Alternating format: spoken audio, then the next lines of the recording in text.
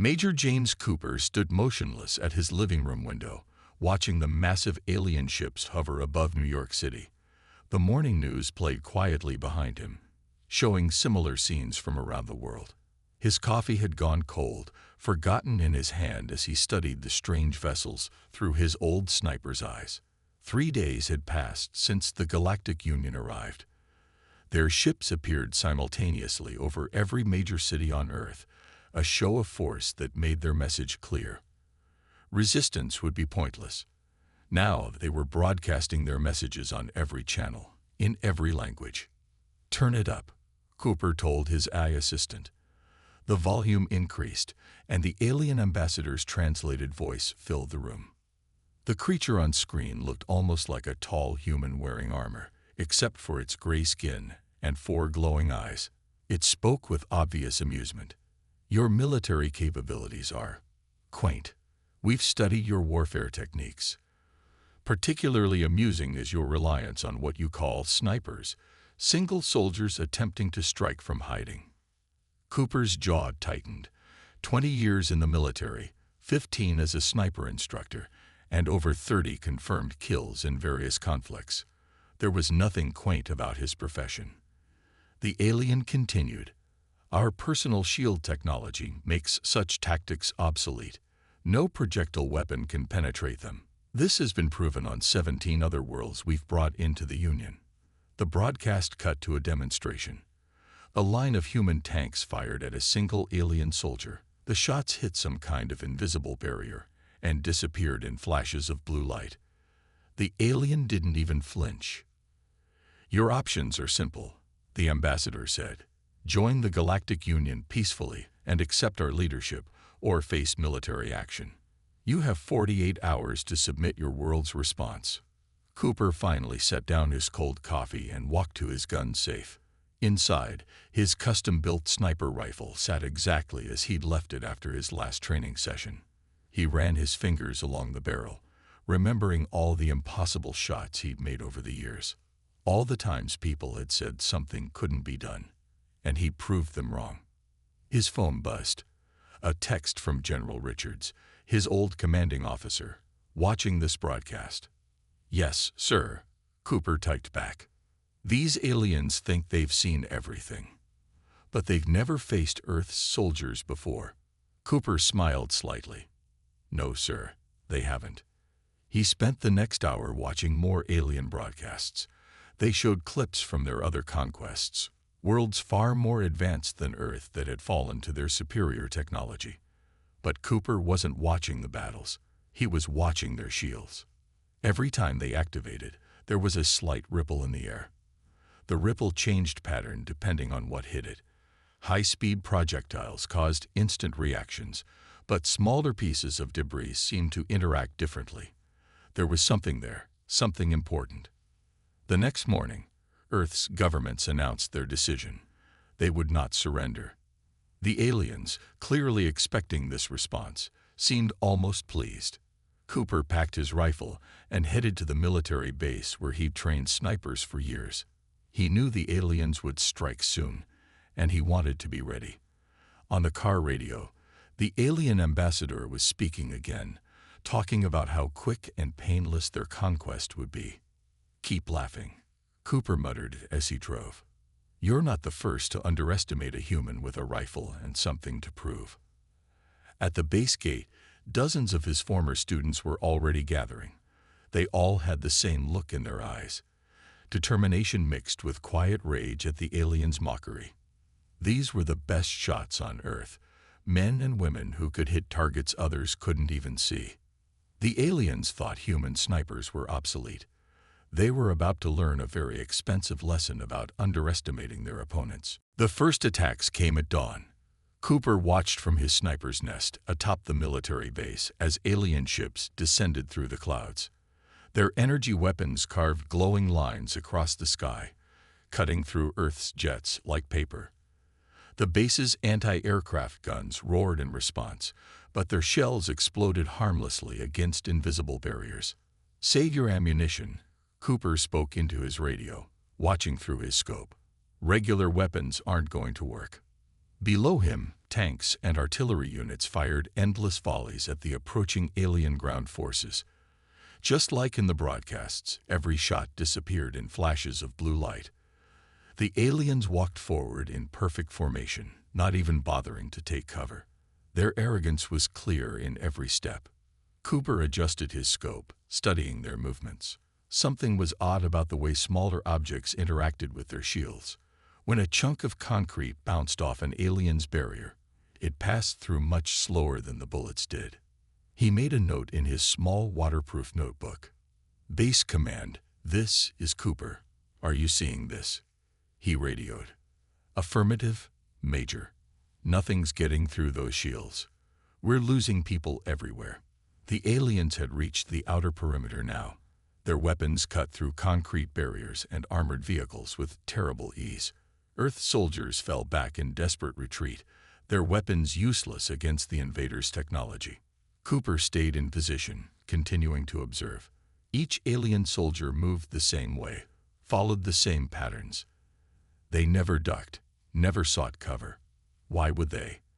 Their shields had made them invulnerable for so long that they'd forgotten the basics of survival. A group of alien commanders stood in the open, directing their troops with casual confidence. Cooper focused his scope on them, watching how their shields rippled differently when hit by various things. Dust seemed to pass through easily. Small rocks created delayed reactions, but bullets caused instant deflection. "It's about velocity," he whispered to himself, scribbling another note. "The shields react to speed, not mass." The base's defenses were crumbling. Cooper could hear the aliens broadcasting their victory speech already, talking about how primitive Earth's military was. Their words were calm, almost bored, like they were describing a simple training exercise. As Cooper prepared to fall back to his secondary position, he saw something that made him freeze. An alien commander stumbled slightly, and for a brief moment, its shield flickered, not from weapons fire, but from kicking a piece of debris. The shield responded differently to the slow movement. He quickly wrote down everything he'd seen.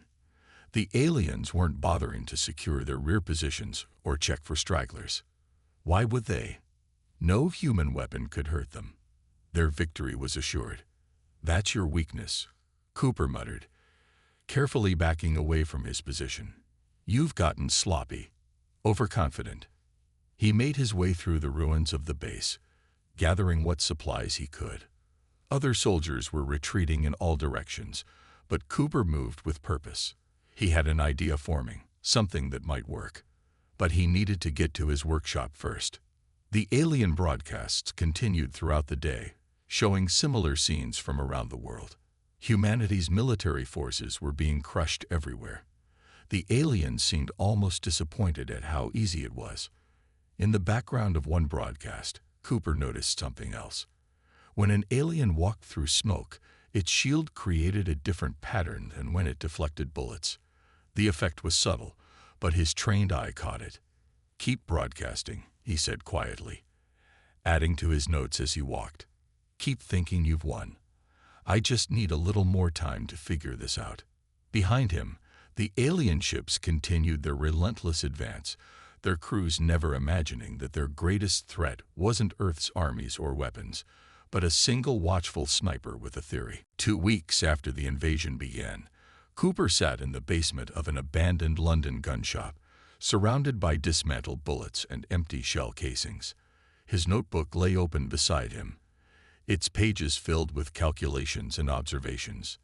The alien broadcast still played on a small battery-powered radio, their boasting having grown even more confident. "Another human stronghold has fallen," the alien announcer said cheerfully. "Their projectile weapons continue to prove useless against our superior technology." Cooper ignored the broadcast, focusing instead on the bullet in his hands. He'd spent days taking ammunition apart and putting it back together differently. The floor around him was covered in different types of gunpowder, carefully measured and sorted. "Speed is the key," he muttered, writing down another calculation. "Their shields react to velocity, not force." Above him, he heard the heavy footsteps of an alien patrol passing by. They never bothered to check buildings thoroughly anymore. Why should they? No human weapon could harm them. Their arrogance was their routine. Cooper picked up one of his modified bullets, holding it up to the dim light. He'd reduced the powder load significantly and changed its mixture. In theory, it would fire at less than half the normal speed but maintain most of its mass and energy. The alien patrol's footsteps faded away. Cooper checked his watch. They passed by at the same time every day. Their predictability would be useful later. He'd chosen this shop carefully after retreating from the military base. It had a workshop in the basement and enough supplies for his experiments. More importantly, it had a clear view of the alien command post they'd set up in Trafalgar Square. Cooper loaded one of his modified rounds into his rifle and walked to the small window he'd carefully uncovered. Through his scope, he could see alien commanders walking in the square, their shields creating slight distortions in the air around them. "Let's test the theory," he whispered, aiming at a chunk of concrete about 50 meters away. He squeezed the trigger gently. The rifle's sound was different, more of a loud pop than its usual sharp crack. The bullet moved visibly slower than normal. When it hit the concrete, it still had enough force to create a small explosion of dust. Cooper smiled for the first time in weeks. The round had performed exactly as he'd hoped. Now he needed to fine-tune the balance between speed and power. He spent the next 3 days testing different powder loads, carefully documenting each result. The alien shields seemed to trigger at a specific velocity threshold. Anything moving faster would be deflected instantly, but perhaps a slower, heavier round. On the 4th day, Cooper heard something new on the radio. Resistance fighters had managed to capture some alien shield technology. The aliens were laughing about it, saying humans couldn't possibly understand their advanced systems. "We don't need to understand it completely," Cooper said to himself. "We just need to find its weakness." He looked at his latest creation, a heavy bullet loaded with just enough powder to make it lethal, but not enough to trigger the shield's velocity sensors. According to his calculations, it should move just slowly enough to slip through. The alien patrol passed by overhead again, right on schedule. Cooper checked his watch and made a note. Tomorrow, they would help him test his theory, though they didn't know it yet. He spent the rest of the day preparing, cleaning his rifle, and double-checking his calculations. The aliens had conquered 17 worlds by relying on their shields. None of those worlds had thought to try something so simple, so primitive. "Sometimes the old ways are the best ways," Cooper said quietly, loading his modified rounds into magazines. Outside, the sun was setting over occupied London, and somewhere in the darkness, a lone sniper was about to change the course of the war. Dawn broke over London's ruins as Cooper settled into position. He'd spent the night carefully moving his equipment to the 3rd floor of an old office building. The spot gave him a perfect view of the alien patrol route, while keeping him hidden in the shadows. His modified rifle lay ready, loaded with the special subsonic rounds he created. Through his scope, he watched the empty streets below. The alien patrol would pass through in exactly 17 minutes, according to their schedule. The morning broadcast crackled on his small radio. "Day 50 of the liberation continues smoothly," the alien announcer said. "Remaining human resistance groups are advised to surrender. Your weapons cannot harm us. This is a simple fact of science." Cooper allowed himself a small smile as he completed his pre-shot routine. Check the wind, light breeze from the west. Distance to target, 120 meters. Temperature, cool but not cold. Everything had to be perfect for this first test. Movement caught his eye. Right on schedule, the alien patrol appeared. 4 regular soldiers and a commander, walking down the middle of the street. Their shields created slight distortions in the air around them, like heat waves rising from hot pavement. The commander walked slightly behind the others, checking something on a device that looked like a tablet. None of them bothered to scan the buildings or watch for threats. Their shields had made them lazy. Cooper steadied his breathing, focusing on the commander. The shot needed to be perfect. Too fast, and the shield would deflect it. Too slow, and it wouldn't have enough force to be lethal. He squeezed the trigger slowly, smoothly, just as he taught countless students over the years. The rifle made an unusual sound, more like a heavy cough than its normal sharp crack. The bullet flew through the air, moving slowly enough that Cooper could almost track it with his scope. One of the alien soldiers actually turned toward the sound, but didn't seem concerned. Why worry about a single human bullet? Then something happened that hadn't occurred on Earth since the invasion began. The bullet passed through the commander's shield like it wasn't even there. The alien dropped instantly. The others spun around, weapons raised, but seemed confused. Their training had never covered this possibility. No projectile had ever penetrated their shields before. Cooper stayed perfectly still, watching through his scope. The alien soldiers gathered around their fallen commander, checking their own shields in panic. Their weapons pointed in random directions as they tried to understand what had happened. He allowed himself to chamber another round, moving in slow motion to avoid making noise. The remaining aliens were finally showing some tactical sense, moving toward cover, but their movements were clumsy and unpracticed.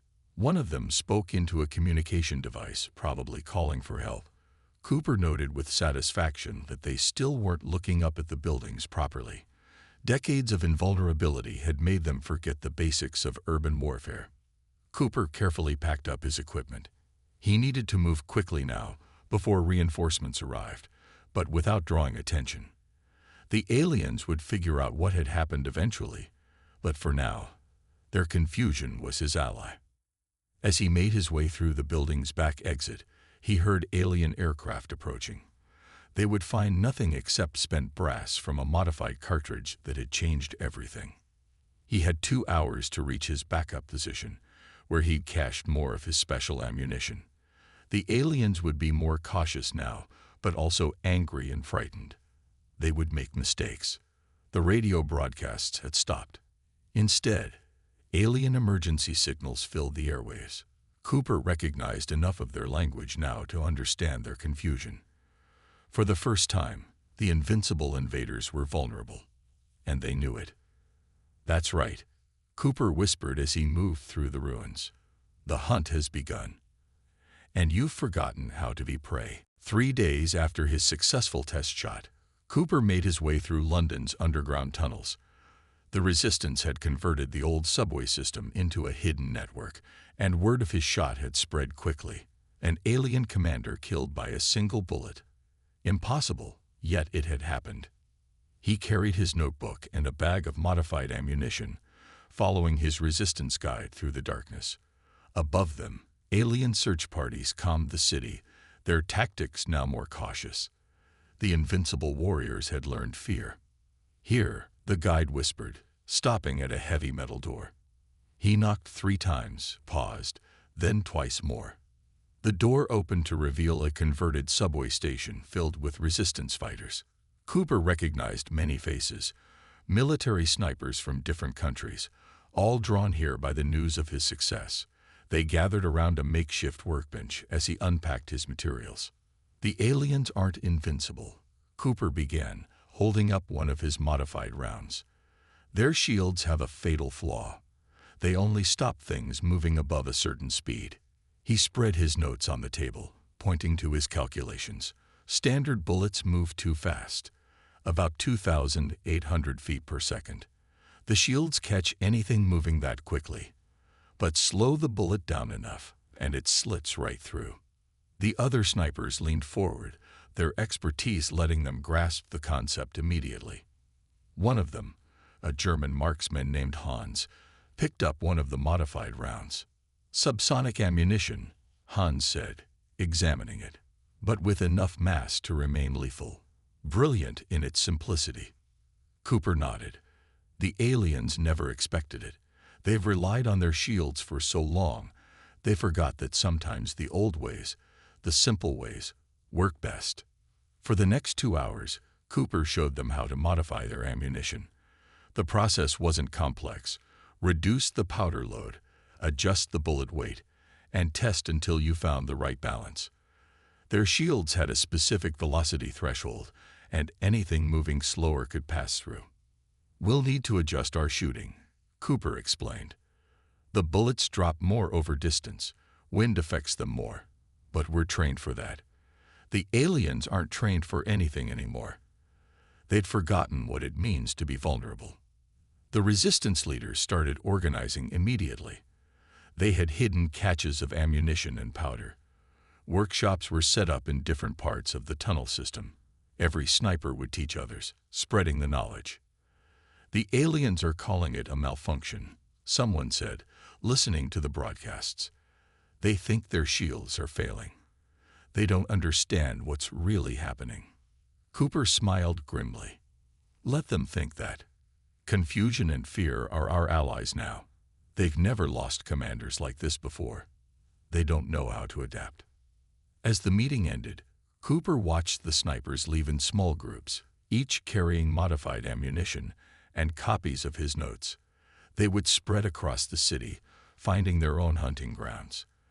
The aliens' predictable patterns would become their downfall.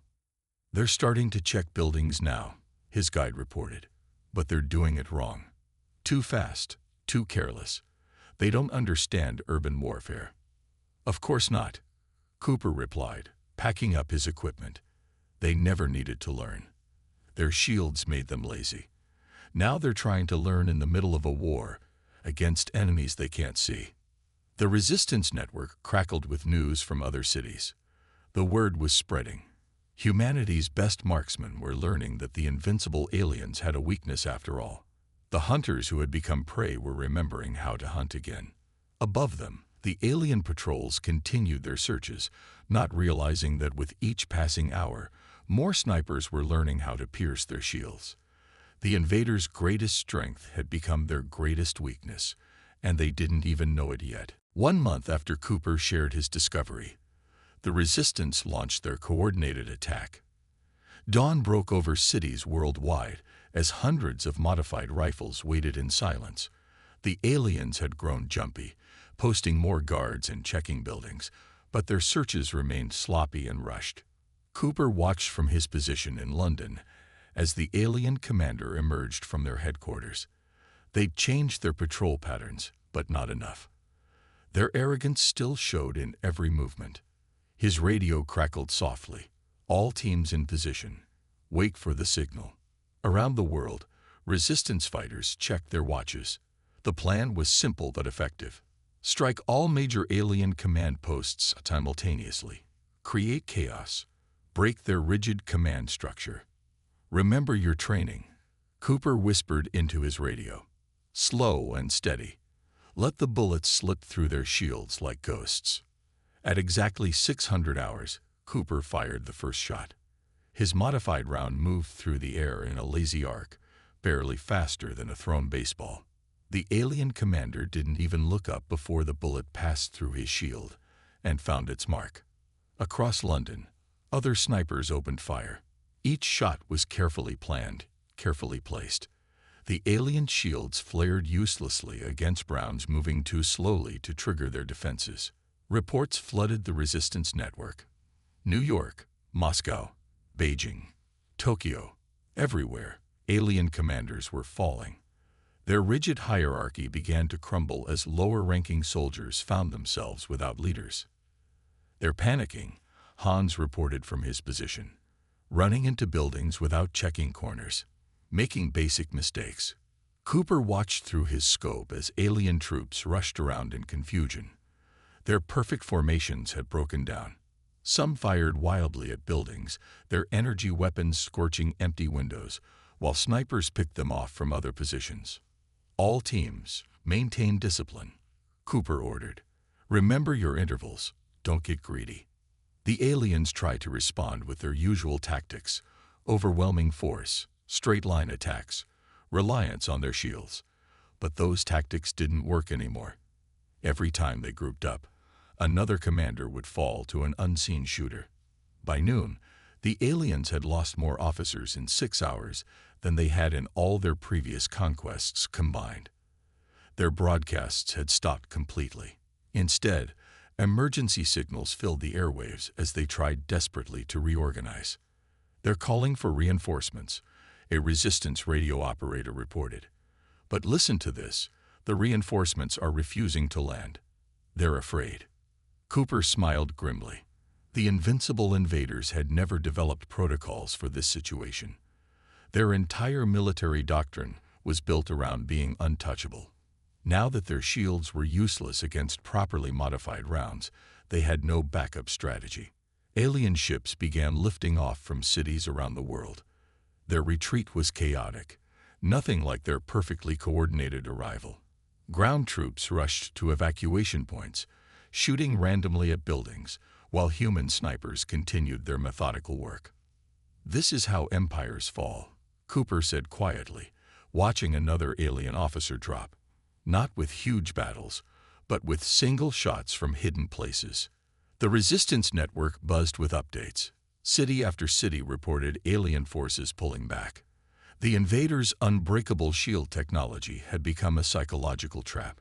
They couldn't adapt fast enough to fight without it. As evening fell, Cooper watched the last alien ships vanishing into the clouds above London. They left behind abandoned equipment and fallen commanders, their myth of invincibility shattered by simple physics and human ingenuity. "All teams, check in," he called over the radio. Around the world, sniper teams reported success. The aliens were running, their perfect conquest, turned into a desperate retreat by soldiers they had mocked as primitive and obsolete. Human snipers, trained to work alone, to think independently, had brought down an interstellar empire. Not with advanced technology, but with patience, skill, and the simple understanding that every defense has a weakness. 6 months after the aliens' retreat, Cooper stood at his old sniper training range, watching a new class of students practice. The targets were different now, shaped like alien soldiers, with marks showing shield generator locations. The lessons had changed too, incorporating everything they'd learned during the invasion. Behind him, a group of alien diplomats watched nervously. They weren't warriors, but politicians, sent to negotiate peace with the only world that had ever defeated their forces. Their personal shields were turned off, a required gesture of respect when visiting Earth. "Your students," one diplomat said, "they all learned this modified ammunition technique." Cooper nodded. "Every sniper in every military on Earth knows it now. We shared the knowledge freely, just like you shared those broadcasts mocking our primitive weapons." The diplomat shifted uncomfortably. The Galactic Union's official broadcasts from the invasion had been deleted, but humans had saved copies. They played them sometimes during diplomatic meetings, watching their visitors squirm at their past arrogance. "The Union wishes to understand," another diplomat said carefully, "how your world discovered the shield's weakness when 17 other civilizations did not." Cooper picked up a training rifle, showing them the modified ammunition. "Your people forgot something important. Technology isn't everything. Sometimes the oldest solutions are the best ones. You relied so much on your shields that you forgot the basics of warfare." He pointed to his students, who were practicing with subsonic rounds. "These snipers spend years learning their craft. Wind, distance, patience, improvisation. Your soldiers just walked in straight lines, trusting their shields to protect them." The diplomatic team took notes. After the retreat, the Union had discovered that their entire military doctrine needed to be rebuilt. Their forces had grown lazy, dependent on technology they thought was perfect. "Other worlds are requesting your training methods," the lead diplomat admitted. "They want to learn what you call the old ways of warfare." Cooper smiled slightly. Earth had received many such requests. Their modified ammunition technique was now famous across the galaxy, studied in military academies on 100 worlds. The sniper's art, once mocked as primitive, had become highly respected. "Your people will be welcome to train here," Cooper said, "once the peace treaty is signed. But remember, technology should support skill, not replace it." Later that day, after the diplomats left, Cooper walked through the rebuilt city with his old friend Hans. The German sniper had come to help train the new international classes. "They're still trying to understand how they lost," Hans said, gesturing at the departing alien shuttle. Their shields stopped nuclear weapons, but not a simple subsonic round. Cooper nodded. That's why they lost. They looked for complex solutions and forgot about simple ones. They thought bigger and faster was always better. Around them, London had been largely rebuilt. The alien invasion had united Earth's nations like never before. Old enemies now worked together, sharing resources and knowledge. The world had changed. What about you? Hans asked. The Union offered you a position as their chief military advisor. High pay, fancy title. Cooper shook his head. I'm a teacher, always have been. These new students need to learn not just the techniques, but the mindset. Technology changes. Principles don't. They stopped at a memorial wall covered with names, the snipers who had given their lives during the invasion. Below the names was the phrase that had become Earth's unofficial motto. Complexity breeds weakness. Simplicity breeds strength. The aliens thought they were invincible, Cooper said quietly. That's why they lost. No defense is perfect. No enemy is unbeatable. The moment you think you can't lose is the moment you forget how to win. Above them, stars were becoming visible in the evening sky. Somewhere up there, the Galactic Union was still adapting to their new reality. They had learned a harsh lesson. Never underestimate a human with a rifle and something to prove.